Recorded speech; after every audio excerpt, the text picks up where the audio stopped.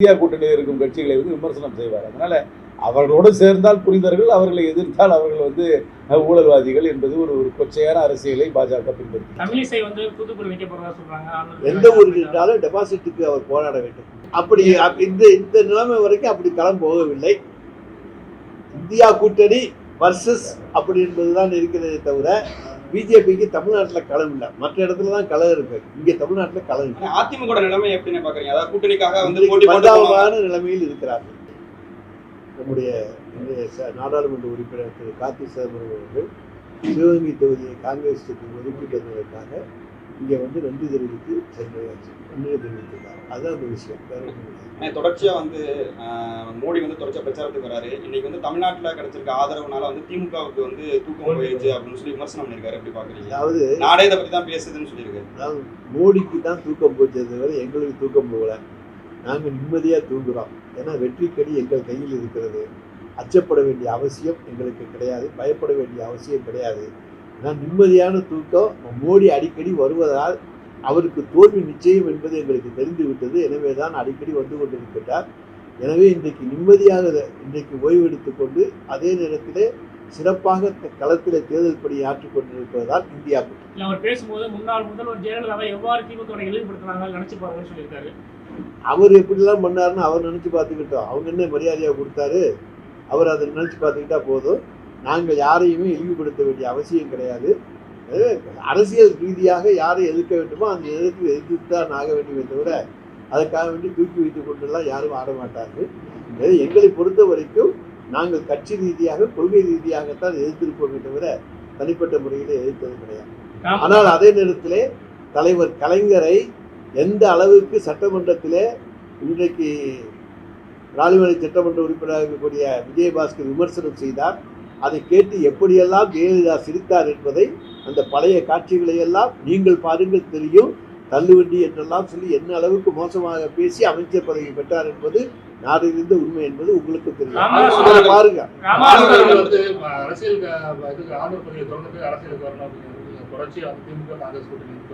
அதாவது நீதிபதிகள்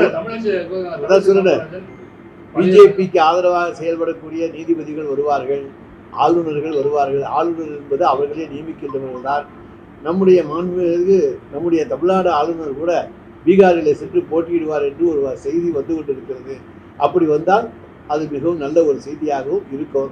ஏன்னா அங்கே அவர் முதலமைச்சராக வேண்டும் என்ற விருப்பத்தோடு நிதிஷ்குமாருக்கு போட்டியாக போகப் போகிறார் என்கின்ற தகவல் இப்பொழுது பரவ தொடங்கி இருக்கிறது.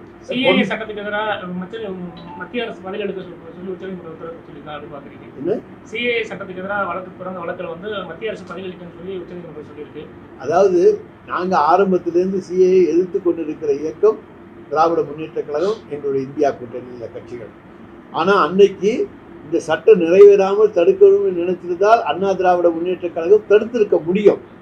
பாராளுமன்றத்திலே ஆதரித்து ஓட்டு போட்டுவிட்டு, நாடாளுமன்றத்திலே ஓட்டு போட்டுவிட்டு இன்றைக்கு நடிக்கிறார்கள். இஸ்லாமியர்கள் முன்னால் நடிக்கிறார்கள் அவர்களுக்கு தோழர்கள் என்று.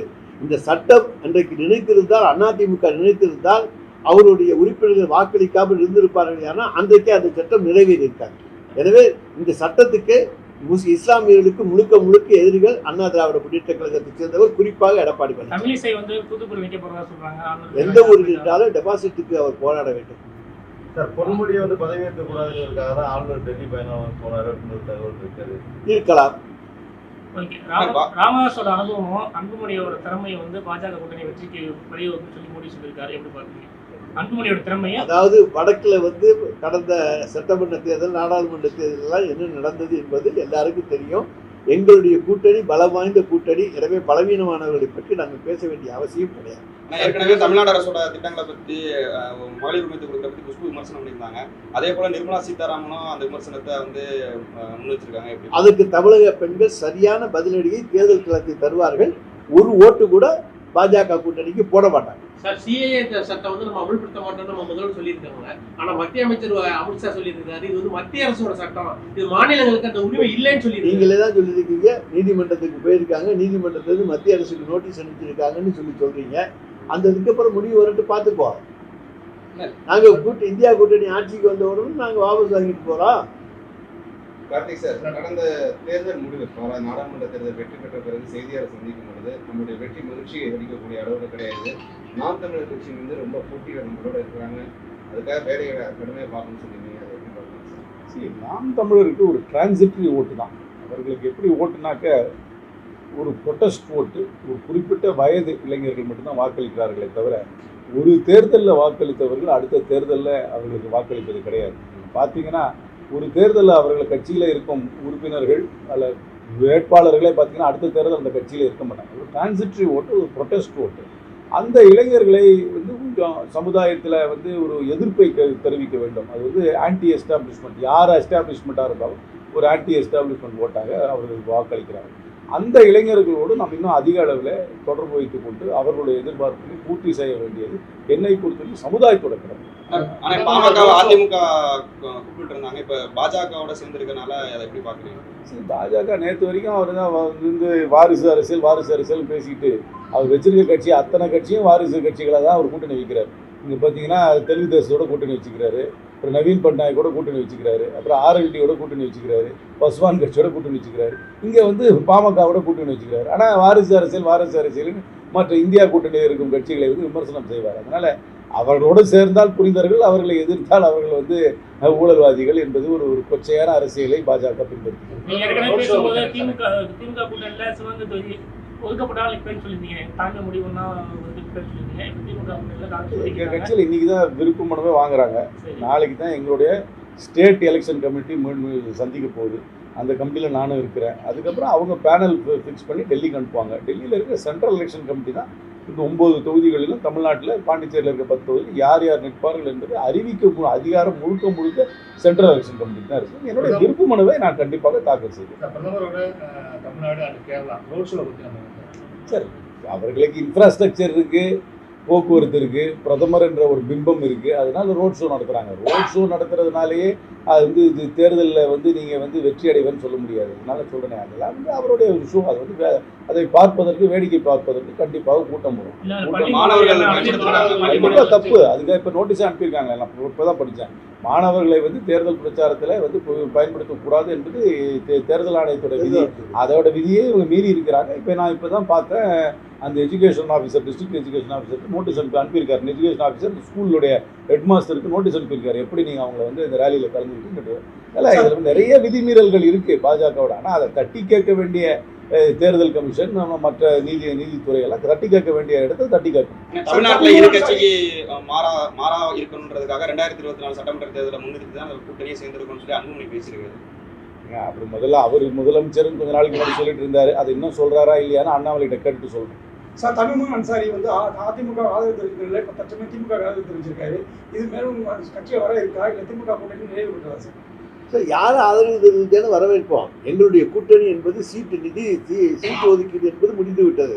இனி யார் ஆதரவு தெரிவித்தாலும் அதை ஏற்றுக்கொள்ளாமே, அதில் ஒன்றும் தவறு இல்லையே. அதிமுக பக்கம் ஆதரவு திமுக பக்கம் எதனால சார்? அதாவது அவர் அன்றைக்கு ஒரு கருத்து சொல்லியிருக்கலாம். ஆனால் இன்றைக்கு அவர் வந்து நாங்கள் திராவிட இந்தியா கூட்டணியை ஆதரிக்கிறோம் என்று வந்திருக்கிறார்கள், ஆதரவை ஏற்றுக்கொள்கிறோம். அதில் ஒன்றும் தப்பு இல்லையே.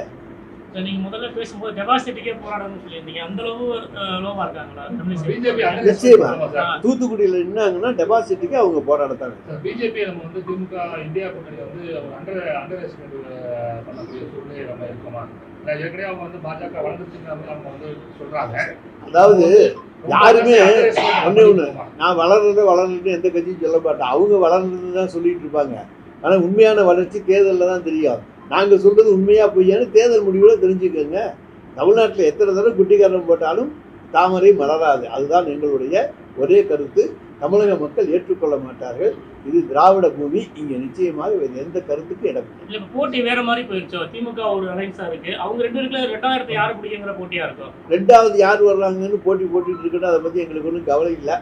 ஆனால் 2வது ஒரு திராவிட இயக்கம் வந்தால் தமிழ்நாட்டுக்கு நல்லா இருக்கும் நாங்கள் நினைக்கிறோம். அதுதான் அந்த பிரச்சனை. திராவிட இயக்கங்கள் வந்து தமிழகத்தில் வந்து கோல வச்சு இருக்கிற நேரத்தில் இப்போ வந்து நேஷனல் பார்ட்டி பிஜேபி வந்து நம்ம வந்து பிஜேபி வர்சஸ் டிஎம்கேங்கிற மாதிரி களம் போயிட்டு இருக்குங்கிற மாதிரி அப்படி இந்த நிலைமை வரைக்கும் அப்படி களம் போகவில்லை. இந்தியா கூட்டணி வர்சஸ் அப்படி என்பதுதான் இருக்கிறதே தவிர பிஜேபிக்கு தமிழ்நாட்டில் களம் இல்லை, மற்ற இடத்துல தான் களம் இருக்கு. இங்கே தமிழ்நாட்டில் களம் இல்லை. அதிமுக நிலைமை எப்படின்னு பாக்குறீங்க? அதாவது கூட்டணிக்காக வந்து போட்டி போட்டு பரிதாபமான நிலைமையில் இருக்கிறார்கள். பாமக போறதா இருந்து சொன்னாங்க, அடுத்து தேமுதிக அதான் பேச்சாளர் சொன்னேன், இன்னைக்கு பரிதாபத்துக்குரிய நிலையில் இருக்கிறார்கள். என்னுடைய கூட்டணி பல வாய்ந்த கூட்டணியாக அமையும் என்று எடப்பாடி பழனிசாமி அவர்கள் சவால் விட்டார்கள், மேடையெல்லாம் முழங்கினார்கள். இன்றைக்கு கூட்டணிக்கு ஆள் தேடி ஓடிக்கொண்டிருக்கிறார்கள். பாவம் வேலுமணியும் தங்கமணியும் எங்கெங்கெல்லாம் ஓடணுமோ ஓடி எல்லா மணியும் பார்த்து விட்டார்கள். எந்த மணியும் ஒன்றும் செவி சாய்க்கவில்லை. அதிமுகல இருந்து எம்ஜிஆர் காலத்துல இருந்து ஜெயலலிதா காலத்துல எல்லாமே நீங்க பாத்துருக்கீங்க. அப்ப இருக்கிற வந்து எலெக்ஷன் நேரத்துல வந்து ஃபர்ஸ்ட் ஏடிஎம்கே தான் வந்து கேண்டிடேட் அனௌன்ஸ் பண்றது வந்து எல்லாமே பார்த்துருக்கோம். நம்ம இப்போ வந்து நாங்கெல்லாம் திமுக வந்ததுனால திமுக தான் முதல்ல முன்னணியில நிக்குது. அதுதான் அந்த உங்களுடைய மனநிலை வந்து நம்ம வந்து அப்போ இருந்து நாங்க வந்து 24 வருஷம் ஆச்சு என்ன, அதனால அதெல்லாம் பழைய கதை முடிஞ்சு போச்சு. அன்றைக்கு இருந்து அதிமுக வேறு, இன்றைக்கு இருக்கிற அதிமுக வேறு. ஆனால் இன்றைக்கு திராவிட முன்னேற்ற கழகம் எல்லாவற்றிலும் முதன்மையான இடத்தில் இருக்க வேண்டும் என்கின்ற நோக்கத்தோடு வெற்றி பந்தயத்தில் வேகமாக ஓடிக்கொண்டிருக்கிறது.